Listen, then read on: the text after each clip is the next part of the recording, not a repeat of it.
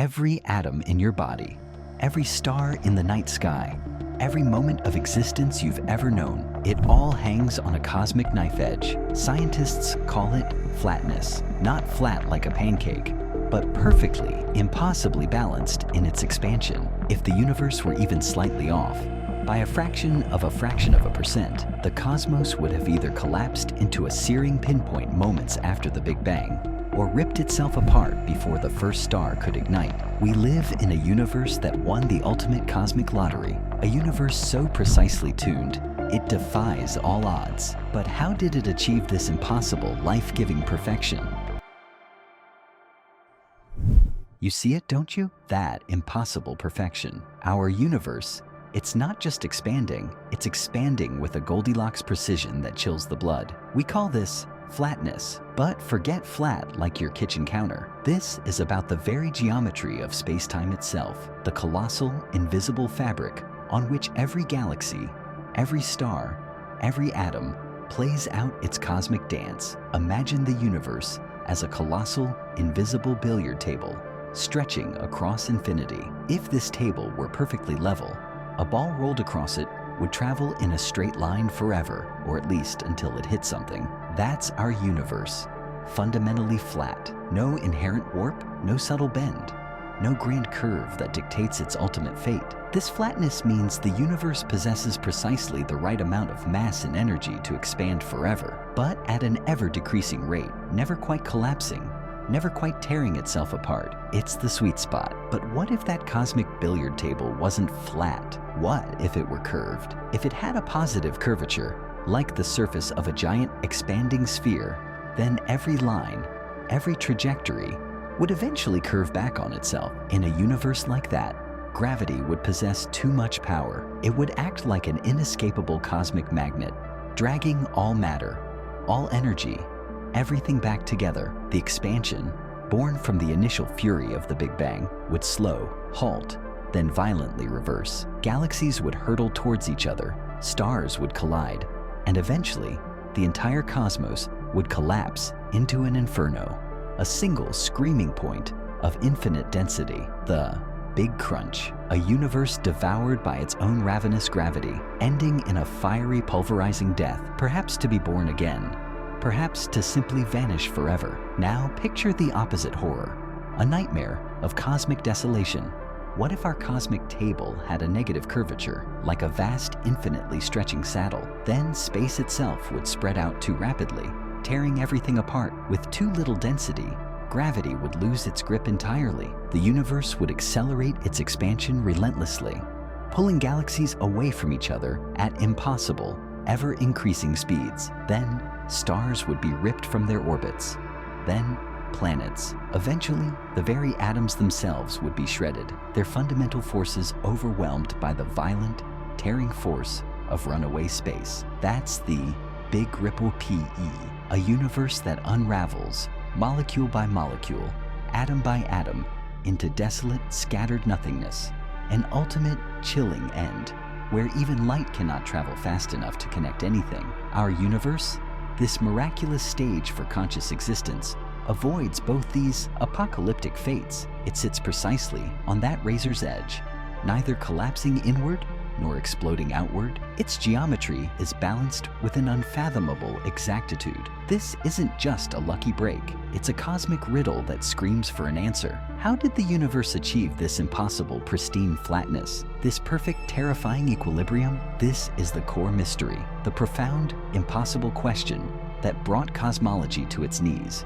demanding a radical solution. Now let's peel back another layer of this cosmic enigma. The universe's flatness isn't just a general observation, it's a measurement of almost terrifying precision. When we say razor's edge, we mean it. The early universe, just moments after the Big Bang, had to be flat to an accuracy that defies human comprehension. Imagine, if you will, standing at the very edge of the Grand Canyon, about to toss a pebble across to the other side. Now, instead of just aiming for the opposite rim, imagine you had to hit a specific single atom on that rim.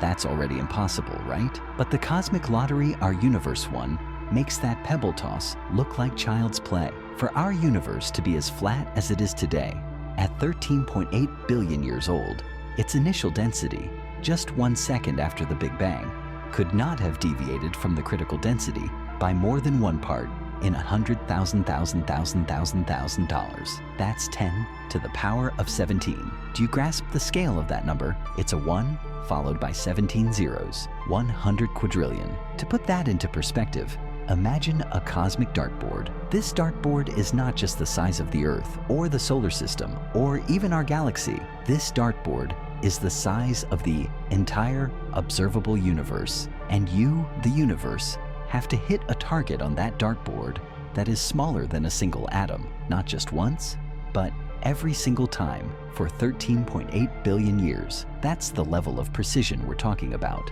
For the universe's initial conditions to yield the flatness we see today, it is astronomically, mind-bendingly improbable. The stakes, our very existence. If the universe had been even slightly denser, that extra gravity would have crushed it back into a singularity long ago. No galaxies, no stars, no planets, no carbon, no us. Just a fleeting flash, and then eternal darkness. If it had been even slightly less dense, space would have expanded so rapidly, so violently, that matter would have dispersed too quickly to ever clump together. No galaxies, no stars, no planets, no carbon, no us. Just a thin, cold, diffuse soup of fundamental particles, forever isolated, forever alone. The universe wasn't just lucky. This isn't a simple coin flip. This is like flipping a coin 100 quadrillion times and having it land on its edge every single time. It screams for an explanation. It demands a mechanism, a cosmic process that would force the universe into this impossibly perfect, life-permitting balance.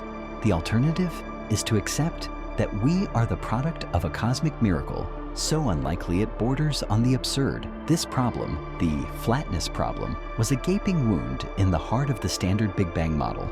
It was a giant, screaming question mark that threatened to unravel everything we thought we knew about the universe's birth. How could something so improbable become our cosmic reality? It's a question that kept cosmologists awake at night, haunting their equations, daring them to find a solution. If you're finding this journey into the impossible as mind-bending as I am, smash that like button and subscribe to the channel. You don't want to miss our next dive into the cosmic abyss. The flatness problem, this monstrous statistical anomaly, was just one of 3 profound, impossible questions that brought cosmology to its knees in the late 1970s. The standard Big Bang model, for all its revolutionary power, faced these cosmic brick walls. It could describe what happened after the bang, but not why. It happened with such impossible precision. It was a theory teetering on the brink, begging for a radical intervention. Then a whisper began to circulate through the hallowed halls of physics, a desperate, almost heretical idea that arrived like a cosmic thunderbolt, cosmological inflation. Picture this. It's 1979. Alan Guth, a brilliant, audacious theoretical physicist at Stanford, is wrestling with these cosmic impossibilities. He's trying to understand the universe's earliest moments so brief and violent that our minds recoil from them. He's staring at equations, pushing the boundaries of what's conceivable, and then it hits him. A revelation so audacious, so utterly counterintuitive, it feels like a fever dream. Guth proposed that the universe didn't just expand at a regular stately pace immediately after the Big Bang. Oh no.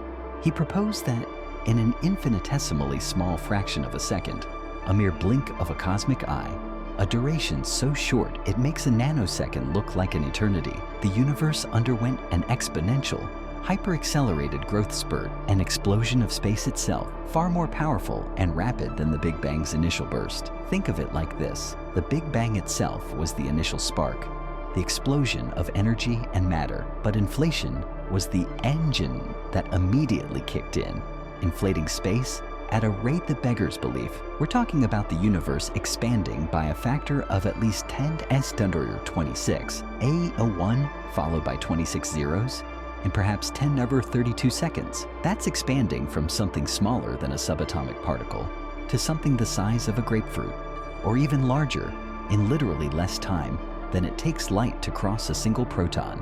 This wasn't just a tweak to the existing model, it was a conceptual earthquake. It shattered the comfortable linear progression of cosmic history. Inflation theory arrived as a radical, desperate solution, a wild card thrown into the cosmic poker game. It seemed too convenient, too powerful, almost magical. Some scientists recoiled, calling it a theory of everything that explains nothing, a desperate fudge factor. But Guth's intuition, fueled by desperation and a profound understanding of quantum fields, pointed to something truly revolutionary. He realized that if such an exponential expansion did occur, it would elegantly, almost inevitably, solve not just the flatness problem, but those other two intractable mysteries that plagued the Big Bang model. Inflation wasn't just a hypothesis, it was a cosmic necessity. If we wanted to reconcile our observations with the laws of physics, it demanded a universe that, in its infancy, behaved in a way so utterly alien, so mind-bogglingly extreme, that it would reshape the very fabric of reality, leaving behind the perfectly flat, perfectly uniform, perfectly balanced cosmos we inhabit today. It was the universe's secret, desperate gamble, and it paid off beyond our wildest dreams. So, how does this radical, almost unbelievable theory of inflation actually work its magic? How does a fleeting, hyper-accelerated growth spurt iron out the universe's wrinkles and force it into that impossible, perfect flatness? Imagine for a moment a crumpled, wrinkled bedsheet. It's full of peaks and valleys, folds and creases. This wrinkled sheet represents the early universe, before inflation, a chaotic, uneven mess, full of gravitational bumps and dips. If you were to blow up this sheet like a balloon, expanding it only slightly, those wrinkles would still be there, just bigger. That's what the standard Big Bang model would give you, a universe that expands, but keeps its initial imperfections. Now here's where inflation steps in with its cosmic ironing board. Instead of a gentle expansion, imagine that bedsheet suddenly, violently, exponentially stretches. Not just a little, but expanding by a factor of 10 to the power 26. What happens to those wrinkles? They get stretched and stretched and stretched until they are pulled so taut, so thin, that they effectively disappear. Any curvature, any bump or dip, no matter how pronounced, gets flattened out beyond all recognition. The sheet becomes perfectly, impeccably smooth. That's the core mechanism. Inflation takes any initial curvature, any slight deviation from perfect flatness, and stretches it across such an enormous volume of space that, from our perspective within the observable universe, it appears utterly flat. Think of it like a tiny ant crawling on the surface of a gigantic, expanding balloon. If the balloon inflates to the size of a galaxy, the ant's tiny patch of surface will appear perfectly flat, even though it's technically on a sphere. Our observable universe is just a minuscule patch of a much, much larger cosmos that was stretched to an unfathomable scale by inflation. This incredible stretching doesn't just flatten space-time, it homogenizes it. Those initial chaotic bumps and dips, the extreme temperature variations that existed in the universe before inflation, are also smoothed out. It's like taking a lumpy, uneven dough and rolling it out with a giant cosmic rolling pin until it's perfectly uniform. This solves the horizon problem, another one of those three cosmic riddles that brought cosmology to its knees, explaining why distant regions of the universe, which should never have been in causal contact, appear to have the same temperature. They were in contact before inflation violently separated them. And finally, inflation provides a magnificent, elegant solution to the monopole problem. Exotic high-energy particles called magnetic monopoles, predicted by some grand unified theories, should have been abundant in the early universe, but we've never found a single one. Inflation solves this by simply diluting them. If they existed, they would have been spread so thin across the exponentially expanding universe that the chance of detecting one in our observable patch becomes virtually zero. Inflation, this cosmic ironing board, is a powerful, elegant, and almost terrifyingly effective solution. It transforms a universe riddled with impossible inconsistencies into the perfectly flat, smooth, and uniform cosmos we inhabit. It's not just a theory, it's the universe's audacious, desperate act of self-correction, ensuring its own longevity and the eventual emergence of everything we hold dear. It is the reason you exist, so there you have it. The universe didn't just stumble into its impossible, life-giving flatness by chance. It didn't win a lottery of absurd odds. Instead, it seems it earned it. In the first mind-bending slivers of a second, the cosmos underwent a furious, exponential expansion, a cosmic ironing board that stretched every wrinkle, every imperfection, every terrifying curvature into an almost perfect plane. This isn't just a clever theoretical fix. Inflation theory transforms our understanding of the universe's birth from a problematic paradox into a coherent, self-consistent narrative. It tells us that the very fabric of reality, the stage upon which galaxies dance and life emerges, was forged in a moment of unimaginable violence and precision. It's the ultimate act of cosmic engineering, shaping the vastness into a form that could sustain stars, planets, and ultimately, us. The flatness problem, once a gaping wound in cosmology, is now a testament to the universe's own spectacular, self-correcting mechanisms. It reminds us that even in the most extreme primordial chaos, there can be an underlying elegance, a process that ensures stability and the conditions necessary for complex existence. We are not just living in a flat universe. We are living in a smoothed universe, a cosmos that pulled itself into perfect balance against all odds. Tell me what you liked or disliked about this video. What do you think could be changed to make it better? I read every comment and will respond to every suggestion.